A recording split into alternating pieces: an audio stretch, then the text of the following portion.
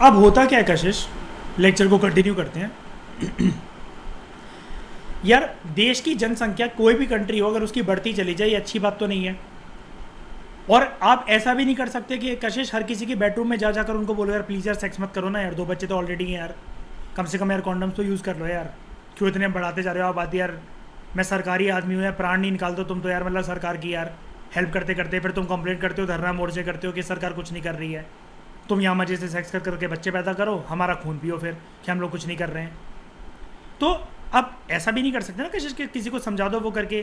तो बात ये आती कि इंसान को खुद से ही तो ये चीज़ समझनी पड़ेगी ना, है कि नहीं? खुद से ये चीज़ नहीं समझनी पड़ेगी कि पॉपुलेशन एक पॉलिसी मतलब सॉरी पॉपुलेशन को देखते हुए एक लिमिटेड अपनी फैमिली प्लानिंग करते हुए फिर प्रोसीड करो लाइफ में आगे, है ना। और सेक्स के ही अगर इतने दीवाने हो, भर भर के सनी लियोनी ऐड करते रही है, यूज़ करो कॉन्डम्स, इतने सारे फ्लेवर उसके अवेलेबल हैं।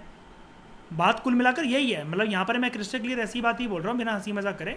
सुनने वालों को बुरा लग रहा तो सल्लेखना कर लो, लेकिन बात तो यही है ना। तो इंडिया में हर एक कंट्री की जैसे एक पॉपुलेशन पॉलिसी होती है, तो हमारी भी एक पॉलिसी है। अब पॉलिसी लाने अब क्योंकि मैं ये बात इसलिए बता रहा हूँ, इसके ऊपर पॉलिसी लाने की बात इसलिए हो रही है क्योंकि अगेन वही वाली बात है, आप लोगों को सेक्स करने से नहीं रोक सकते, है ना। आप कैसे बताओगे कशिश, किसी को कैसे रोकोगे बताओ यार, आंटी आपको मेरी कसम है आज के बाद आप सेक्स नहीं करोगे प्लीज़ यार, मान जाएंगी वो? तो इसके लिए हमें एक पॉलिसी की ज़रूरत पड़ी, पॉपुलेशन पॉलिसी इन इंडिया। इसलिए ये कंटेक्स्ट है, इसलिए मैं आपको बता रहा हूँ कि पॉलिसी की ज़रूरत क्यों है। तो हमने अभी तक इतना तो देख लिया कि हमारे देश में जो पॉपुलेशन डायनेमिक्स हैं वो एक इम्पॉर्टेंट मैटर का विषय है और वो क्रूशल तरीके से इफेक्ट करते हैं हमारे नेशन की डेवलपमेंट को। आपको पता ना कि कशिश डेवलपमेंट का स्वाद है वो किसी भी कंट्री और उसकी जनता को तब मिल सकता है जब वो लिमिटेड हो, है ना। भसड़ की भसड़ बढ़ती चली जाए तो हर किसी को उस डेवलपमेंट के फायदे कैसे मिल सकते हैं बताओ? फिर तो रिच और पुअर का गैप, है ना, डिस्पैरिटीज़ का गैप, सेक्स रेशियो के बीच में, इन सब इंडिकेटर्स में तो फिर बड़ा बड़ा गैप रहेगा ना, इस गैप को फिल नहीं करा जा सकता, है ना। और लोगों की फिर उस हिसाब से फिर हेल्थ और वेलबींग भी सफ़र करती है क्योंकि सरकार अपने रिसोर्सेज फिर सबके ऊपर इक्वली नहीं खर्च कर सकती है।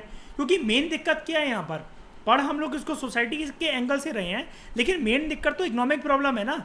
Resources are limited in nature और human population and human wants are unlimited. और ह्यूमन वांट्स बनी कैसे? ह्यूमन पॉपुलेशन की वजह से। तो ये पर्टिकुलरली एक सच्चाई देखी गई है कि जो डेवलपिंग कंट्रीज़ है ना वो एक स्पेशल चैलेंजेस फेस करती है अपनी पॉपुलेशन को कंट्रोल करने की दिशा में। और इंडिया के लिए तो ये वाली चीज़ बहुत ही ज़्यादा सरप्राइजिंग है कि हमारी जो ऑफिशियल पॉपुलेशन पॉलिसी है वो ऑलमोस्ट हाफ सेंचुरी पुरानी है। इंडिया, आपको सुन के ताज्जुब होगा, इंडिया पहली ऐसी कंट्री थी और India was perhaps the first country जिसने इस प्रकार की पॉलिसी को अनाउंस करा था पॉपुलेशन को कंट्रोल करने की दिशा में 1952। लेकिन वही वाली बात है ना कशिश, सरकारी विज्ञापनों को जो रोड पे चिपके रहते हैं कौन ही उनको मानता है ना, यही वही वाली बात है। तो अगर आप किसी को सिखाने जाओगे अब ये पॉलिसी क्यों इंपॉर्टेंट है, इसकी डायरेक्शंस क्यों इंपॉर्टेंट है, क्योंकि जैसा कि हमने डिस्कस करा कि आप किसी को सिखा नहीं सकते हो ना कि 2 ही बच्चे पैदा करो please, if you are too much concern and excited about doing sex then use condoms, या फिर क्या कहते हैं आप जो है बच्चे कुल मिलाकर इतने ज़्यादा पैदा मत करो, कल को आपको ऐसी दिक्कत ना हो कि आपको उसका अबॉर्शन करवाना पड़ रहा है, फिर माँ की लाइफ भी खतरे में, बच्चे की लाइफ भी खतरे में। इस तरीके की जागरूकता हमें देनी चाहिए। तो इसी के चलते, इसी बैकग्राउंड में हमारे देश में एक पॉलिसी आती है पॉपुलेशन के ऊपर जिसको हम लोग कहते हैं पॉपुलेशन पॉलिसी, जिसने एक ठोस फॉर्म लिया, कंक्रीट फॉर्म लिया इन द फॉर्म ऑफ, जिसका नाम रखा गया नेशनल फैमिली प्लानिंग प्रोग्राम, यानी कि फैमिली प्लानिंग के ऊपर एक नेशनल लेवल पे प्रोग्राम। ब्रॉड ऑब्जेक्टिव्स इस प्रोग्राम के ये जो थे वो सेम ही हैं कि हमें कैसे ना कैसे करके इस रेट और पैटर्न को इन्फ्लुएंस करना है जो कि पॉपुलेशन ग्रोथ से रिलेटेड हैं। सोशली डिज़ायरेबल डायरेक्शंस लोगों को देनी है, किस प्रकार से भाई साहब लिमिटेड बच्चे पैदा करोगे तो देश में कंट्रीब्यूशन भी कर पाओगे इकोनॉमिक ग्रोथ में और इस डेवलपमेंट का फ़ायदा भी तुम्हें मिलेगा। शुरुआती दिनों में जब ये पॉलिसी आई तब उसमें होता क्या था, सबसे इंपॉर्टेंट ऑब्जेक्टिव यही था कि हमें कैसे ना कैसे करके जो पॉपुलेशन ग्रोथ है उसका रेट जो है हमें स्लो करना है। कैसे? बड़े सारे हमने प्रमोशन प्रोग्राम्स चलाए जो कि रिलेटेड थे बर्थ कंट्रोल मेथड से रिलेटेड, कि आप जो है बच्चे ज़्यादा करने से कैसे रोक सकते हो। उसके अलावा पब्लिक हेल्थ स्टैंडर्ड्स को इम्प्रूव करके, है ना, पब्लिक अवेयरनेस को इम्प्रूव करके पॉपुलेशन के ऊपर और हेल्थ इश्यूज़ के बारे में उनसे डिस्कस करके कि बाल विवाह जैसे पहले हो जाता था आज़ादी के टाइम पे, कि उनको ये बताना कि जल्दी अगर बच्चे पैदा करवाओगे, ये अगर 13 साल 12 साल 15 साल 16 साल की उम्र में अगर ये माँ बनाने का अगर उसको सोचोगे तो ये आगे चलकर इसकी ज़िंदगी और बच्चे की ज़िंदगी कितनी ज़्यादा ख़तरनाक हो सकती है, इनकी जल्दी मृत्यु हो सकती है। तो इंडिया ने बड़ी सारी अचीवमेंट्स करी इस फील्ड में, स्पेशली पॉपुलेशन की फील्ड में, ठीक है। अब यहाँ पर पॉपुलेशन कंट्रोल करने की बात कर रही है, यानी कि पॉपुलेशन को बढ़ाती चली गई, इंडिया ने कंट्रीब्यूट करा। तो ये जो फैमिली प्लानिंग प्रोग्राम है, यहाँ पर इसको एक झटका भी लगा जब नेशनल इमरजेंसी हमारे देश में लगी 1975 टू 76। नॉर्मल पार्लियामेंट्री और लीगल प्रोसीजर जो थे इस टाइम पर सस्पेंड हो गए थे। आपको पता है इंदिरा गांधी जी ने सबको सस्पेंड कर दिया था, कशिश याद है 42nd amendment act, mini constitution, है ना। और मैंने आपको एक चीज़ बताई थी कि नसबंदी प्रोग्राम एक लॉन्च हुआ था जिसमें पकड़ पकड़ के लोगों की नसबंदी करवाई जाती थी, है ना, कि वो बच्चे पैदा ना कर सकें। तो इस टाइम पर गवर्नमेंट जो थी उसने अपने इस पॉपुलेशन कंट्रोल के एफर्ट को इंटेंसिफाई कर दिया। सरकार का मकसद ये था कैसे ना कैसे करके हमें यहाँ से, मतलब ये सारे बॉक्सेस हैं, यहाँ के बाद ये वाली लाइन आपको यहाँ पे मिलेगी इस वाले पेज पे, कैसे ना कैसे करके हमें जो रेट ऑफ पॉपुलेशन ग्रोथ है इसको सरकार ने, अब आपको समझाना चाहिए जनता को, लेकिन सरकार ने क्या करा, कर्सिव यानी कि ज़बरदस्ती के मेथड्स का यूज़ करा, मास स्टेरिलाइजेशन, यानी कि बहुत ज़्यादा बड़े लेवल पे सरकार ने नसबंदी प्रोग्राम चलाया। यहाँ पर स्टेरिलाइजेशन का मतलब आप जानते हो, 10th क्लास में बायो में आपने पढ़ा होगा, एक मेडिकल प्रोसीजर होता है जिसमें मैन के लिए जो मतलब एक वो होता है जहाँ से उसका क्या कहते हैं बच्चे पैदा करने के लिए जो ओवर मीट करेगा, तो आप जानते हो ना वेसिक्टोमी और ट्यूबिक्टोमी, मेल्स में जो होता है नसबंदी जो उसको हम लोग कहते हैं वेसिक्टोमी, और फीमेल्स में जो होता है उसको हम लोग कहते हैं ट्यूबिक्टोमी। तो ये कंसेप्शन और चाइल्ड बर्थ को प्रिवेंट करा जा सके इसलिए सरकार ने ये वाले प्रोग्राम चलाया, मेडिकल प्रोसीजर चलाया। लेकिन गलत बात इसकी ये थी, ये फोर्सफुल तरीके से चलाया गया, it was use in a very cursive manner. Vast number जिनके ऊपर ये यूज़ करा गया ये मास स्टेरिलाइजेशन नसबंदी का प्रोग्राम, वो जनरली गरीब परिवार से आते थे या वो पावरलेस लोग थे जिनको फोर्सिबली तरीके से स्टेरिलाइज करा गया।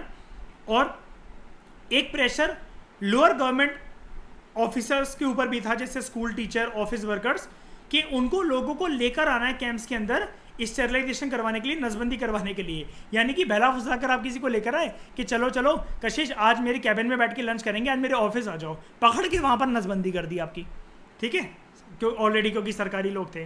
तो यहाँ पर इस चीज़ का बहुत ज़्यादा विरोध हुआ, वाइड स्प्रेड पॉपुलर ऑपोजिशन हुई इस प्रोग्राम के तहत। और नई जो सरकार आई, याद है 44th अमेंडमेंट एक्ट के बाद अब जनता पार्टी की सरकार आई थी, जेपी गवर्नमेंट, उसने फिर इस इमरजेंसी में ये जो प्रोग्राम चला था इसको अबेंडन करा। नेशनल फैमिली प्रोग्राम जो है उसको बाद में रीनेम करा गया, उसका नाम रखा गया नेशनल फैमिली प्लानिंग प्रोग्राम। नहीं कि प्लानिंग ये नहीं कि सरकार कैसे भी करके कैसे भी प्लानिंग करवा दे, नेशनल फैमिली वेलफेयर प्रोग्राम के नाम से इसको लॉन्च करा गया। इमरजेंसी के बाद नई सरकार ने इसको करा गया, और जो ज़बरदस्ती की जो इंदिरा गांधी सरकार के टाइम पे जो मेथड यूज़ करे जा रहे थे उसको अब बंद करा गया। इस प्रोग्राम के बहुत ज़्यादा ब्रॉड ऑब्जेक्टिव्स डिसाइड करे गए सोशियो डेमोग्राफिक डिविडेंड को ध्यान में रखते हुए, और इसके तहत सरकार फाइनली साल 2000 में जैसे जैसे वक्त बीता उस टाइम की सरकार एक पॉलिसी लेकर आती है, नेशनल पॉपुलेशन पॉलिसी। 2017 में गवर्नमेंट ने नेशनल हेल्थ पॉलिसी 2017 में लॉन्च करी। ये सारी चीज़ें एक दूसरे से रिलेटेड ही थी। कुल मिलाकर हमने पॉपुलेशन और फैमिली प्रोग्राम से कंसर्न ये पॉलिसीज़ थी। जो हिस्ट्री इंडिया की नेशनल फैमिली वेलफेयर प्रोग्राम की वो हमें ये बताती है कि राज्य जो हैं वो बहुत कुछ कर सकती हैं डेमोग्राफिक इंडिकेटर्स को चेंज करने के लिए, लाइक ह्यूमन फर्टिलिटी वगैरह। अल्टीमेटली जिसकी वजह से अगर बर्थ कंट्रोल हो जाए और पॉपुलेशन और फैमिली प्रोग्राम एक सही तरीके से चल पड़े, उसकी वजह से हमारे देश में इकोनॉमिक, सोशल और कल्चरल चेंज एक अच्छी तरीके से आ सकते हैं। हमने ये सब बातें तो कर ली, लेकिन ये पॉपुलेशन पॉलिसी थी क्या, यहाँ पर देखते हैं। ये नेशनल हेल्थ पॉलिसी जो 2017 में आई, इसके ब्रॉड ऑब्जेक्टिव थे क्या?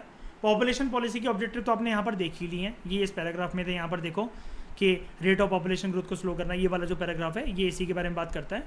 लेकिन अब हम बात करते हैं जो कि इसी से रिलेटेड 2017 में मॉडर्न सोसाइटी में सरकार ने आज से अभी 5 साल पहले जब इसको लॉन्च करा, नेशनल हेल्थ पॉलिसी क्या थी। आप कोई भी 5-6 पॉइंट इसमें से याद कर जाना, आपका काम हो जाएगा। सबसे पहले तो हेल्थ एक्सपेंडिचर को इंक्रीज़ करा जाएगा सरकार के द्वारा। पूरे जीडीपी का जो अभी तक 1.15% खर्च होता है, सरकार का एम है 2025 तक अब हम पूरी जीडीपी का 2.5% खर्च करेंगे हेल्थ पर। लाइफ एक्सपेक्टेंसी एट बर्थ को हमें इम्प्रूव करना है। अभी उसका रेट चल रहा है 67.5, इसको 70 करना है 2025 तक। हमें फिर उसके बाद जो टोटल फर्टिलिटी रेट है उसको रिड्यूस करना है 2.1 तक नेशनल और सब नेशनल लेवल पे 2025 तक। अंडर 5 मोर्टेलिटी रेट जो है उसको हमें 23 तक लेकर जाना है 2025 तक। और मैटरनल मोर्टेलिटी रेट जो कि करंट लेवल है इससे हमें 100 तक लेवल तक जाना है 2020 तक, लेकिन ये कोविड की वजह से अटेन नहीं हो पाया था ये वाला गोल प्रॉपर तरीके से। फिर नियोनेटल मोर्टेलिटी रेट यानी कि जो नया बच्चा जो है उसका रेट जीने का 16 तक, और still birth rate single digit में हमें लेकर आना है साल 2025 तक। कोई भी याद कर लो, मतलब मैं तो आपको ऐसे इजी वाले पढ़ा रहा हूँ। उसके बाद जो ग्लोबल टारगेट है पूरी दुनिया का, जो टारगेट था 2020 का, जिसको हम लोग एक टारगेट कहते हैं, कशिश ये यूपीएससी में भी इंपॉर्टेंट है, 90:90:90 स्ट्रेटेजी, इसको 90-90-90 स्ट्रेटेजी कहते हैं। HIV और एड्स से रिलेटेड ये स्ट्रेटेजी है। इसमें हमें करना क्या है, 90 क्या है, सबसे पहला 90 क्या, 90% जितने भी लोग हैं जो HIV से इन्फेक्टेड है उसका हमें HIV स्टेटस चाहिए उन लोगों का। फिर 90% लोग जो कि डायग्नोस करे गए हैं कि जिनको HIV निकला है उनको हमें एंटी रेट्रोवायरल थेरेपी देनी है। और 90% लोग जिन्होंने एंटी रेट्रोवायरल थेरेपी जो ली है, जिनको HIV एड्स था, उनमें वो वायरस सप्रेस होता हुआ दिखना चाहिए। यानी कि 90% जनता को हमने एक तरीके से डायग्नोस करा। उन 90% जनता में से जिस 90% के काइंड ऑफ वो निकले, HIV और एड्स की संभावना निकली, उसको हमने थेरेपी दी। और 90% जनता में उसका असर दिखना चाहिए कि उनमें वो असर आया है। उसके बाद आप कुछ भी यहाँ पर ये कर सकते हो कि ये वाला पॉइंट कहाँ गया, प्री मैच्योर मोर्टेलिटी को हमें कम करना है, कार्डियोवैस्कुलर डिसीजेस, कैंसर, डायबिटीज़ वगैरह, इनको 2025 तक कम करना है इतना, पब्लिक हेल्थ फैसिलिटीज़ को इम्प्रूव करना है। कोई भी 6-8 पॉइंट्स 9 पॉइंट जो भी आपको ठीक लगे, इजी वाले वो आपको याद करने हैं, लेकिन ये आंकड़े बिल्कुल परफेक्ट होने चाहिए। टोबैको वाला आप कर सकते हो कि तम्बाकू का सेवन कम करना है हमें 2020 तक 15% तक, और 30% तक 2025 तक, कुछ भी मतलब ठीक है, जो भी आपको मतलब ठीक लगे। More than 90% of the newborn उनको इम्यूनाइज कर दिया जाए, यानी कि पोलियो की बूंदें वगैरह जो भी इनको इंजेक्शन लगते हैं बाद में, ताकि बच्चों में कॉम्प्लिकेशन ना आए, इस चीज़ को इंश्योर करना है 2025 तक। ये सारी चीज़ें ठीक है, बहुत सारे पॉइंट्स लिखे हुए इसके अंदर, ये पूरी क्योंकि इन्हें पॉलिसी यहाँ पर टेप दी है, यहाँ पर कॉपी पेस्ट कर दी है, ठीक है, लेकिन इतना ठीक है। अब एक कंसेप्ट है जिसके ऊपर एक क्वेश्चन आ सकता है कि इंडिया में डेमोग्राफिक ट्रांजिशन देखा जा रहा है। जो सेंसस है 2011 का, वो हमें ये बताता है कि पॉपुलेशन ग्रोथ जो है ना 1991 से इंडिया में डिक्लाइन पे चल रही है। एवरेज नंबर ऑफ जो चिल्ड्रेन है जो एक वुमेन एक्सपेक्ट कर सकती है बर्थ देते हुए, उसकी जो लाइफ है 3.8 थी 1990 में, लेकिन ये गिर गई 2.7 तक हो गई है बच्चों की 2011 के आंकड़ों के अकॉर्डिंग। ये सब चीज़ों को हटाओगे तो हम पास्ट में भी पढ़ चुके हैं, maternal mortality rate, infant mortality rate, sex ratio वगैरह। यहाँ पर एक टर्म है पॉपुलेशन मोमेंटम, यहाँ पर एक लाइन पढ़ो उससे पहले इंग्लिश में। इवन दो फर्टिलिटी और पॉपुलेशन ग्रोथ डिक्लाइन होते चले जा रहे हैं मान लिया, लेकिन इंडिया की पॉपुलेशन जो है फिर भी ऐसा आंकड़ा लगाया जा रहा है 2050 तक। कशिश याद है एक फैक्ट पढ़वाया था मैंने, चाइना की पॉपुलेशन को ओवरटेक कर लेगी इंडिया की पॉपुलेशन। आज के टाइम में वो 1.2 बिलियन है, 2050 तक 1.6 बिलियन हो जाएगी और हमारी लार्जेस्ट पॉपुलस कंट्री बन जाएगी, है ना। ये क्यों होगा? ये पॉपुलेशन मोमेंटम की वजह से होगा। अब ये क्या होता है?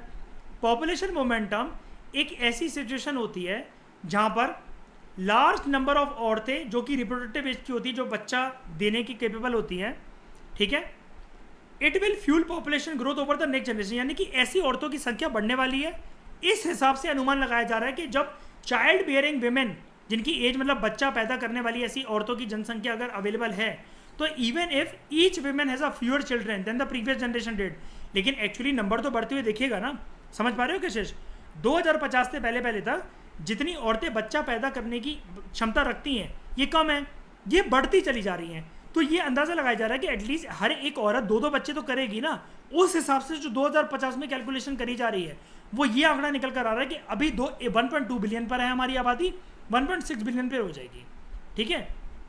उसके बाद जो ड्रॉप आया है एक एडिशनल क्रूड डेथ रेट में और क्रूड बर्थ रेट में फॉर द पास्ट 4 डिकेड्स, पिछले 40 सालों में, वो इंडिकेट करता है इंडिया जो है अब पोस्ट ट्रांजिशनल फेस में है।